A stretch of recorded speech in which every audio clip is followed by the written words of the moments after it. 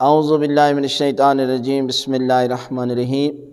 ماہ شعبان کی ہر جمعرات کو یہ نماز پڑھیں، 2 رکعت نماز پڑھیں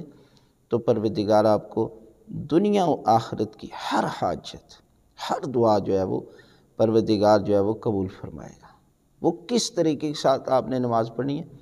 2 رکعت نماز پڑھتا ہوں قربتاً الی اللہ، اور سورہ الحمد کے بعد 100 مرتبہ سورہ توحید کی تلاوت کرنی، اور دوسری رکعت میں بھی سورہ الحمد کے بعد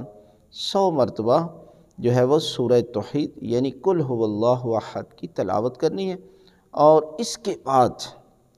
دعائے قنوت پڑھنی ہے، اور دعائے قنوت کے بعد رکوع سجود نماز مکمل کرنے کے بعد 100 مرتبہ درود شریف کی تلاوت کرنی ہے، درود شریف کی تلاوت کرنی ہے 100 مرتبہ، اور اس کے بعد جو ہے وہ دعا مانگے تو پروردگار آپ کو دنیا و آخرت کی ہر حاجت جو ہے وہ پروردگار جو ہے وہ قبول فرمائے گا۔